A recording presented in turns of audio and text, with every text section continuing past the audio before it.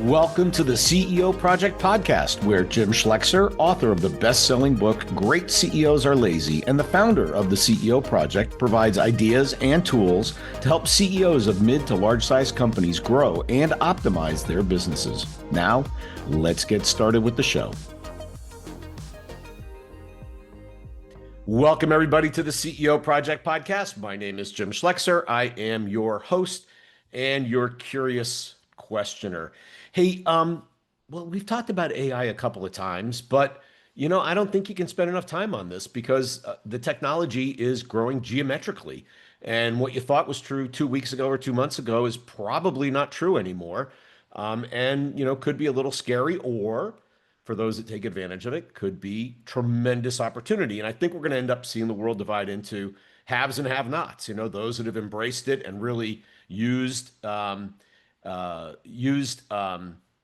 AI to accelerate their businesses, and others that haven't. So I have with me a guest who is a bit of an expert in this space, and he's going to really help us merge AI and business. So Eric Vaughn is a globally sought after speaker. He's the CEO of Ignite Technology. He is a pioneer of AI-driven digital clones, leading Ignite Tech's AI first transformation and reinventing products, services, and the workforces while shaping the future of enterprise AI. He's known for launching 2 innovative AI products in just 10 months and steering the high-profile acquisition of Khoros. Eric founded and led 3 successful software companies, managing over 50 mergers and acquisition deals. He's also a regular writer, tech educator, a passionate runner, and he has completed more than 50 marathons and more than 50 ultra marathons, so we know he has no knees left. Hey, Eric, nice to see you, man. Hey, Jim, what an intro. And by the way, I have to piggyback on something you said about the haves and the have-nots. That's a phrase that I've used repeatedly, and unfortunately, I think that's really the case. That's what's going to happen if we peek into the future. And when we say future, I mean months, not years, right? Yeah, so that was a great start. But yeah, thanks for having me. Pleasure to be here. Thank you. I was actually going to bust your chops about developing an AI product in 10 months. Like, isn't that like 9 months too long in some cases? Yeah, yeah. Now you can vibe code in a week. Yeah. The big difference, though, is we're an enterprise software company. And the right way to think of our company, Ignite Tech, I'm the CEO of 3 different companies, Ignite Tech, GFI Software, and Chorus. Ignite Tech and Chorus are both enterprise software companies, meaning we provide products to very large name brand companies that everybody would recognize all over the world, who have a certain standard of expectations of everything from the maturity of a software product, meaning it functions in all ways, to a real support force, right? And that's a difference between a lot of AI startups that we're seeing. So we created an AI startup inside of our enterprise software company. And so, yes, 10 months from start to finish to deliver a proper enterprise software company was our thing. We thought that was good, but now you've made me think. Well, you just hear of these guys that code stuff up in 2 weeks, using AI because it's so fast, and you just have to architect it correctly. But that's interesting. So what got you to AI? We were joking before we came on air that, you're not 30 years old, so how could I believe you know AI, right? How did you gain your expertise? What got you to this place? Well, first of all, how do you know I'm not 30? You and I are in the same club. Okay. All right. Yeah, probably don't want to take that any further. Let me say it this way. I'm closer to 50 than I am to 40. Oh, there you go. All right. Yeah. I resemble that remark. Exactly. Yeah. So fear. The answer is fear. I woke up at the beginning of 2023. I mean, paid attention to ChatGPT's introduction in the fall of 2022 and thought it was interesting, and certainly experimented with it, and we all did. And it was a comment from Jensen Huang in January of 2023 when he said, "This is the iPhone moment for AI." And I said, he is absolutely right. I hadn't connected that dot. He connected it for me. And what he meant and what I saw was this now kind of crossed the line into everybody's life, not just technologists, right? Any of us that have been around a while, it's like, what's this thing? What's so big about AI? It's been around for decades. We've been talking about Watson from IBM and, machine learning and models for years. What's the difference? So the difference is it's now accessible to everybody. So fear is what really drove us, because I started declaring it as an existential threat. Literally, our company was not going to survive long term if we didn't embrace this wholeheartedly. So Yeah. that set in motion a rapid transformation of our companies. Fascinating. And Jensen Huang, for those who don't know, is the CEO of NVIDIA, who provides a lot of the chip architecture for this stuff to run on. And it's really interesting your concept that what's happening is a democratization of access. That's a really interesting concept because that is sort of, when we look at Singularity University and you talk about technology adoption and a democratization and then demonetization are a couple of the elements that show up as things really get pervasive and culture changing. So one of the things that we've talked about is use cases, right? Because at some level, AI is a tool looking for a problem to solve. How do you guys think about what, because it can't solve everything, right? And it can't solve everything economically, but there are lots of things it can.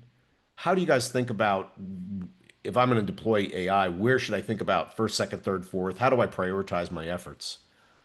So I want for all of our viewers, I want it to make clear that Jim and I have never met and never talked, but he started with haves and have-nots, which I have said for months, and then And I swear I didn't steal that from you. and the whole democratization thing. I mean, I've talked about what we refer to as the five tectonic technology shifts that have happened certainly in my lifetime. And they are the internet, Yep. which democratized access to different computers connected to everybody, made democratized the access. The personal computer, which democratized computing, took it out of the data center and put it in the hands of everybody. Then the web, which democratized information using the internet. And then the fourth tectonic shift was the iPhone, which democratized mobile computing. Before that, it was just a bunch of tech guys with funny little keyboards on Blackberries and things that used it.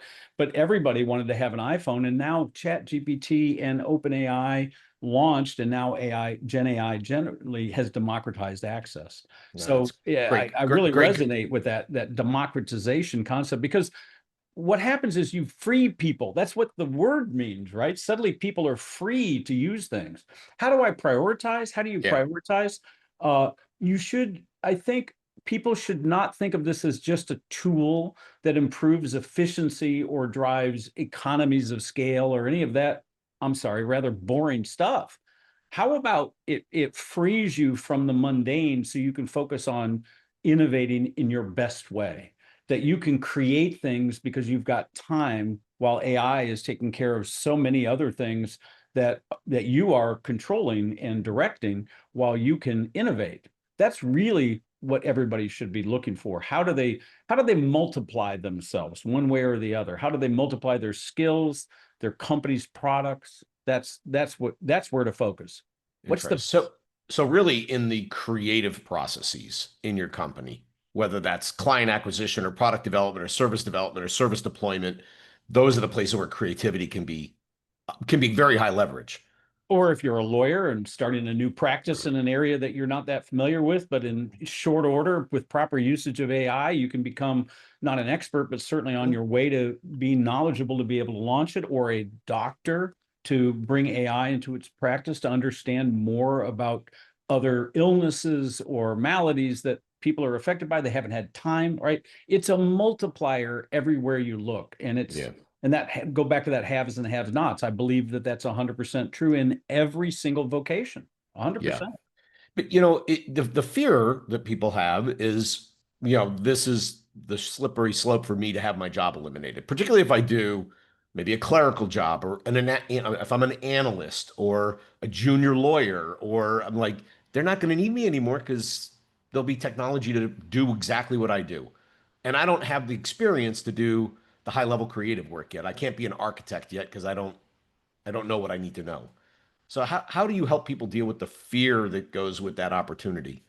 The fear is real. The fear is going to be realized if everybody sits still and tries to resist it. And we see a lot of that. We see a lot of Yeah. people fighting back and pushing away, and they say because they're afraid. But you've got to embrace it. It's just like any other change that's happened throughout history. And you and I can sit here and cite one example after another, whether it's the horse and carriage to the automobile, or one of my favorite ones is a power screwdriver, right? You still had some carpenters in the early days. They're like, nope, nope, I've got to have that manual Yeah. screwdriver. I can feel, the screw go in. You're like, no, man, like I can put up 100 of those Yeah. in record time, right? You've got to embrace it. And that's where the fear should come if they resist it. Now, in any vocation, however, this leveling up, and there have been a lot Mhm. of studies that show that this levels up every level, all the way from the bottom to the top of any pyramid in any vocation. It especially accelerates the lower levels quicker than anyone. And that Yeah. leveling up should be super exciting for everybody. Frankly, I Mhm. think everybody should be getting up every day so excited that they could go further faster than ever before with the proper use of AI, not just this lazy, hey AI, do this for me. Yeah. I think lazy gets a bad rap. Frankly, I think lazy is good if what you're doing is as little as possible to get the best possible result. Right? That's human Yeah. nature. Okay, I'm gonna go back to that. Eric and I have never spoken before. And my first book, which was a pretty big bestseller, is Great CEOs Are Lazy. You basically teed up the whole book right there. So thank you. I appreciate it. Well, but it's true. I mean, I agree with you on that, right? I mean, Yeah. I think in one of my slides in a recent presentation, I had a slide. It was called the laziness quotient, Yeah. and it tries to plot effort and AI effectiveness. And you give it a little bit of effort, you get a certain amount of production out of AI. You give it a lot more effort, meaning you do the work with the AI, you supervise it, you keep it on the rails, you challenge it, you don't just accept it as fact, which is a big mistake a lot of people make because it speaks with such authority. Like, this is correct. And you're like, Yeah. it's not. Oh, you're right. I'm sorry. That's on me. It's on you. What does this mean? Like, I don't even understand. Well, But it hallucinates. You well, got. it does, but a lot of time it hallucinates because you don't give it enough Yeah. data. That's the whole point. You don't guide it enough. You don't monitor it. It wants to speak with that kind of tone. But in this laziness quotient, you can actually get to the point where more effort produces worse results, which is an interesting graph to show if you keep trying to, divide it in half, divide it in half, divide it in half, you get diminishing results. Yeah, But in anything probably, right? So there are so many tools out there now. How if I'm running an organization, I'm thinking about what tool should I authorize or say these are the ones that we're going to use corporately. How do you help people think about what tool for what job? How do I figure that out in my organization? we kind of flip that question on its head, and Huh? we command, literally direct everybody to put a block of time on every day on their calendar, 30 minutes, to go read what the latest announcements are.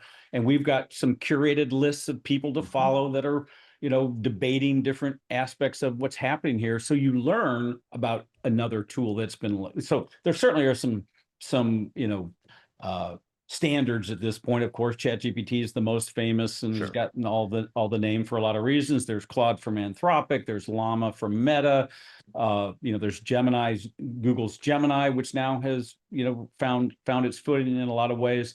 But there's so many inventions every day that if you settle on that from a corporate standpoint and wait 6 months, you'll be hopelessly behind. So you Interesting. have to constantly be learning. This is evolving. You said geometrically. I've always Yep. said exponentially. I had to think, is geometrically the same as exponentially? It I think it is. is. Yeah. Close enough that we don't need to argue it. How Yeah, about that's right. Close that? enough. But that's it. It is changing so dramatically that if you let your team, this is not a high tech company, but it's somebody that brings new tools and say, hey, this just came out today. Yep. I've run some experiments, and here the marketing team can go use this and see what they think, right? Wow. It's changing so rapidly and it's evolving geometrically that you've got Mhm. to you've got to spend time learning more than standardizing on tools, I would say. Interesting. And this is Yeah. going to drive the CIOs crazy because they're used to, the authorized word processing product is this, and the mail package is this, and gain control over the whole infrastructure. And you have this tool proliferation throughout the organization that they have no handle on. They're going to go nuts. I mean, it's just going to make them crazy. Well, it needs to not. They need to get with the, It needs to they not. need to get with the program, and it needs to start from the CEO down. The CEO can't delegate this to the CIO. The CEO's got to be able to talk open source LLMs versus closed source LLMs and know what that difference is, right? Yep. This Yep. this is an imperative from every single level. Uh, Had a conversation. I was at a conference with the CEO of Delta Airlines and asked him what is Delta doing to ensure that your executive team is learning the actual tech behind AI so it can properly set policy. And his answer was, we are aware of that and we're trying to fold that in. Didn't really have any specifics, so can't really speak to that. But I think that's important. If you've got your general counsel writing policy Yeah. for your very large company on what people are allowed to use, how are they the authority unless they've actually learned enough, right? And Yeah. so CEOs down need to become educated. It's time for everybody to go back to school on this stuff. Yeah. Well, I think, and I think you're right, actually, because I think in a highly dynamic environment, the more what you call boundary spanners you have, is people looking at what's out there in the market, the better off you are, right? In a relatively quiet market, not a lot of change, you don't need so much of this. But we just went into the Wild West here. So the more people looking at it, the better off you're going to be. I think that's Okay, that's the third thing, Jim. I talk about the Wild West and even the Gold Rush all the time as an yeah, analogy, right? yeah, Yeah, that yeah. it is a little bit like the Gold Rush. Everybody's heading west right now, and there's a lot of roll your own rules. And I come back to one of your very first questions. There's roll your own companies. They're inventing cool technology, but a lot of that technology can't be used by enterprise global companies yet because it doesn't have the kind of wrapping around it that gives you support and compliance and security and all of those things. It's almost like they've said, we'll get to that later. They've missed Yeah. the boat, that right. That only works for tech companies. That doesn't work for large scale companies that want to trust it. That's what we're focused on. That's the Yeah. difference for Ignite Tech and Chorus. We're focused on understanding the needs of those kinds of customers. So you touched on open source and closed source, and this is one of the debates that CEOs have all the time. Like, if I'm going to use AI on my proprietary or relatively proprietary data, am I just training the LLM on my data and now it's available to the whole world, or do I need to go a closed ecosystem where I'm only looking at my data? How do you help people think about, are you really exposing all your data to the universe? Is that a problem, or should we go closed? How do we think through that decision? Well, you don't go closed versus open to solve that problem. I mean, the real Okay. dilemma between closed and open source LLMs is with open source LLMs, you can see what the guardrails are. Yep. The guardrails are published, right?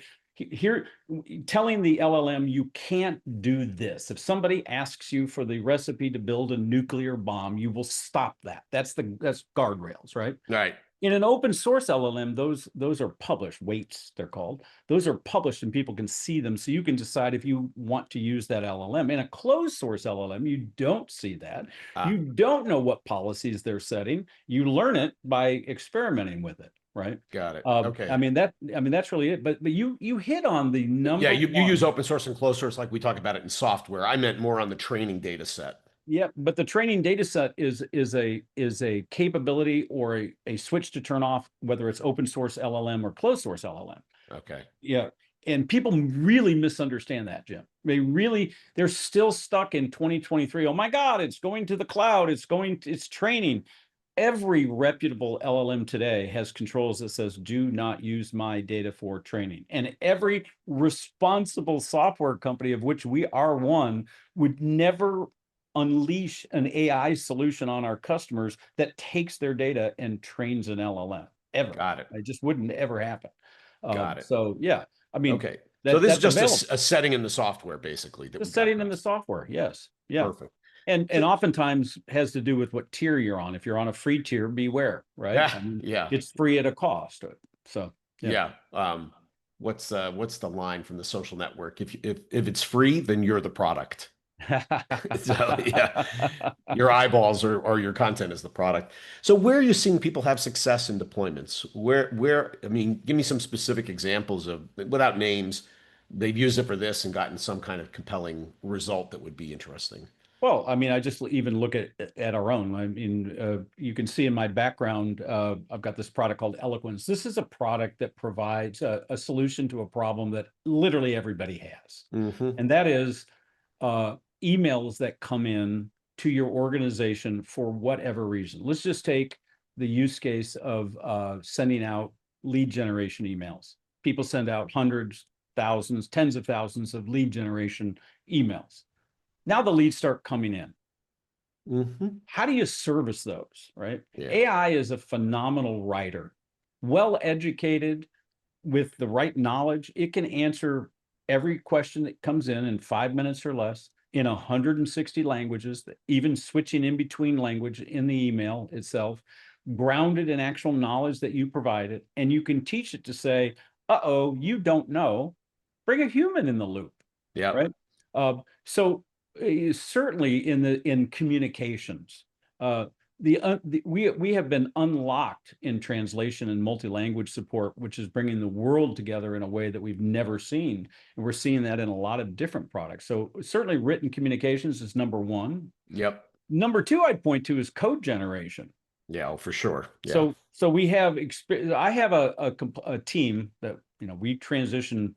We actually ended up spending a year trying to train our legacy team Mm-hmm. on AI. We called it a gift. We're going to invest, give you time, give you money, give you everything.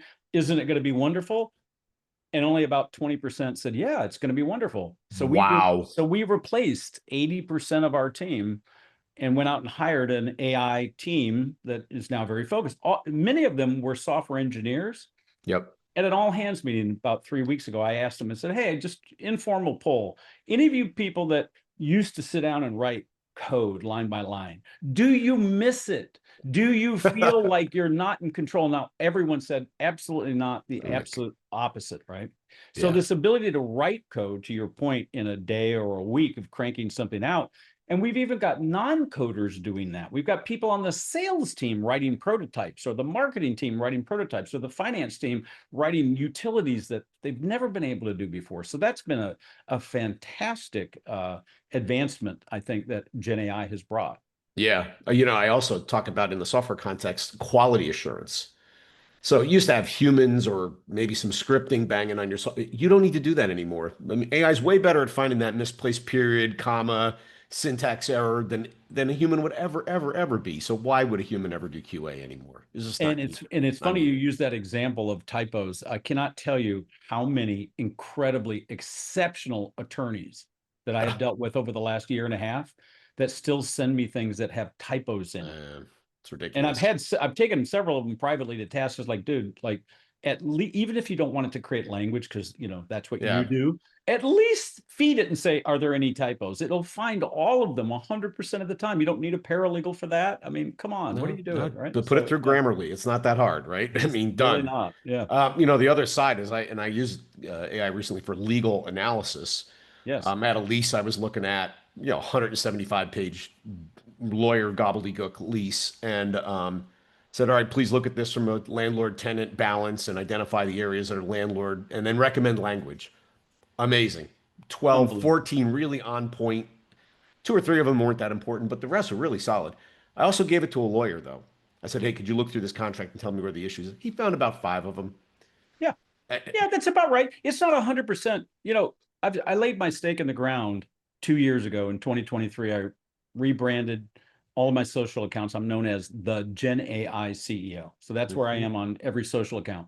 Uh, and so I can't stop leading with this. So every attorney, I do exactly that. I send them a draft letter. I say, look, Ah, don't take offense. Please change it however you want. But this is already considered many of the points that we're about to act on. I'm just trying to help you get started, right? I'm really trying to jumpstart their thinking so they'll do the same thing. I mean, I think that's what they should do, right? yeah, Yeah. yeah. Yeah. Oh, that's Legal fascinating. analysis is another fantastic use case. What about accounting and HR? How have you seen deployed in those areas, those functions? Well, I can tell you, we acquired the company Chorus. Let me use this as an example. About 4 months ago, and we needed to dramatically change the structure and the number of people that were part of the Chorus organization because we had a very large enterprise software company that they were coming into. So there was simultaneously an action on hundreds of people. Like Yep. within 48 hours, they got a similar email that said your role has been eliminated. Yep. Tough. That's right. And yeah, your expression was exactly that. All the people on our HR side are like, that letter is going out today. Well, no, more just 100 people losing their jobs. It's just a bad day for everybody. It's a bad day for everybody. And that's what I Yeah. mean. The people that have to respond to that are like, oh boy, here comes the barrage of, I'm concerned, and it's 100% right. Eloquence, our product, went and stood in the way because it is always empathetic. It never gets tired. It always answers the questions specific to the person's exact question. And, there were dozens that came in within hours. Humans don't keep up with that. They don't. They end up with really short emails. They make mistakes. They get worn down from the emotion that's going on. So, the ability for an HR manager to use that to answer policy questions, to be on point to benefits, to be very clear, with everything that's going on, I think that's fantastic. Yeah. Finance analysis. I mean, we do a lot of M&A. You mentioned in the opening, I'm a veteran of dozens of M&A transactions. That used to be 2 days before the first management call. Now it's a couple of hours. It's feeding everything into an LLM, asking questions, deep diving, asking it for insights. It'll spot like, hey, this company has 200 customers, but 80% of the revenue is in the top 10. Like, Yeah. that quick, that kind of an insight, right? I mean, it's just.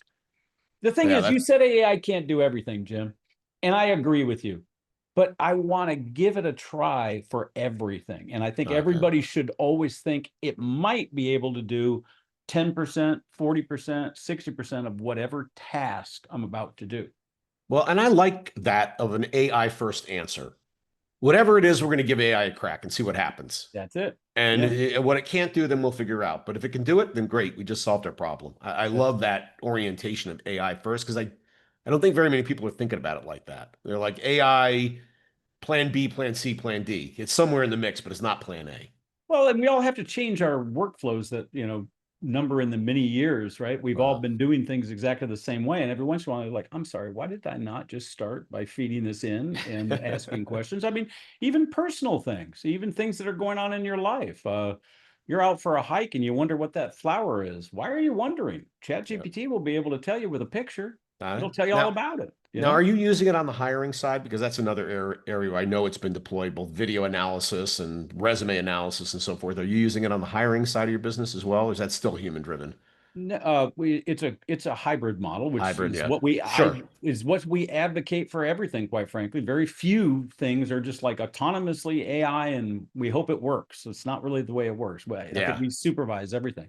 So no, we use it for screening, we use it for testing, we use it to spot insights. I'll tell you, a common usage that I've done, I've taken this tack several times with different people that I'm hiring, is I'll take transcripts from interviews and feed them in and sit there and have a conversation about which candidate is the best for me in this particular role, given what you know about me, and here's the job description. And it's really quite insightful. I've done that in a number of cases, and it's like it's got an independent seat at the table to have a point of view. It's like, well, there's kind of a red flag in that language. I missed that. I didn't hear that. Wow. That's very interesting. So, So you would record the interview and feed it in and say, wow, that's fabulous. if everybody is not using AI recording tools, and there are many of them out there for all your meetings, you're missing a treasure trove of insights. No one should be having Zoom, Meet, Teams, whatever it is, without Read AI or Fireflies or Otter or something attending these meetings. Even Gemini now just does it, part of Google Meet, because you don't need to take notes. It'll even do sentiment analysis, for heaven's sakes. It looks at expressions of faces and says, oh, when that news was delivered, everybody got smiley. That was great. And, the sentiment went up, that kind of thing. That's fascinating. An amazing tool. Yeah. I have a friend who, one of the jobs she does is minutes board meetings. And I'm like, you need to stop writing stuff down and just hit record and then look at the transcript. You don't need to do this anymore. I had this conversation with somebody of a younger age, a previous generation, who said, I'm old school. I like to take notes. And I just I just said, no. Yeah. No, I just disagree. No, you just got to stop that, right? That Yeah. holding on to the past. I'm old school. Well, why are you old school? What does that even mean? Yeah. Dinosaurs were old school. See how it turned out for them. um, well, and so Eric, help me understand how your company helps people with this. Uh, Helping them with their strategy, their deployment, all the way, hold their hand all the way through, or how do you guys engage with firms? Well, I mean, our company is an enterprise software company, so we've got companies that are users of our products. But it's funny you asked that, because more and more we have taken on an informal, unpaid consulting role to help people understand how they can change. There's been a lot of outreach because we've done a lot of podcasts and different interviews about this, and a lot of people have asked that question, and we're happy to donate that time, because quite honestly, we all need to help each other move this along, or the haves and have-nots, we're gonna look behind, and they're gonna come to us and say, why didn't you tell us? We're like, we did, we told you, it's there, and we're happy to help. So we're happy to engage with our customers. We've helped people with sales team automation, for example, and figuring out how to do analysis of information to really empower the sales team. We've shared a lot of information on our software development cycle and what tools we use. We do that publicly. We post about it a lot, really try to bring everybody along. This is a bit of a community effort right now. It needs to be that way. It really does. Fabulous. So Eloquence does AI response tool. What does your software do, generally your enterprise software? What are the solutions that you have there? Well, it's across a broad spectrum. There's no, general category. Chorus was very much in the community business. So it provides the number one, top shelf piece of software that provides community to brands. So like community.apple.com, community.lego.com, customers that go to those communities to ask questions that aren't necessarily answered by the company, could be answered by users around the world. We've all used these for years. Yeah. This was Chorus's real specialty in community software. And that's a fascinating market, because I didn't know this until we bought Chorus, but there is a community of community people, and they all kind of know each other, and they switch jobs and go to other companies and run communities. It's a fascinating community that we're learning a lot from right now as we develop AI capabilities for this software that they've been trusting for years and years. Yeah, no, it sounds like a natural. Absolutely. Well, this was great, Eric. Just really some interesting ideas, and it turns out we're brothers from another mother, but that's okay. Apparently we are. If somebody wanted to reach out and talk to your organization about how you might be able to help them, what would be the best way to do that? The website for IgniteTech is ignitetech.ai, chorus.com, soon to be chorus.ai. Funny story, we bought chorus.ai before we bought Chorus. No, look at that. And shame on them for not having already purchased it. I said the same. It's become standard fare to anybody that's listening out there. If you don't own your own .ai domain name, you should, because somebody like IgniteTech will own it for you. So there you go. Awesome. And the Gen AI CEO on all the major social platforms. That's where you'll find me, and a lot of activity going on. So yeah. Tremendous. Well, thank you for your time. I appreciate it. This was great. My pleasure. Thanks so much. Been very enjoyable. And for those of you that joined us listening, thanks for coming along. We'll see you next time on the CEO Project Podcast. Thanks for listening to the CEO Project Podcast. We'll see you next time. Be sure to subscribe to get all the future episodes, and check out our website, www.theceoproject.com.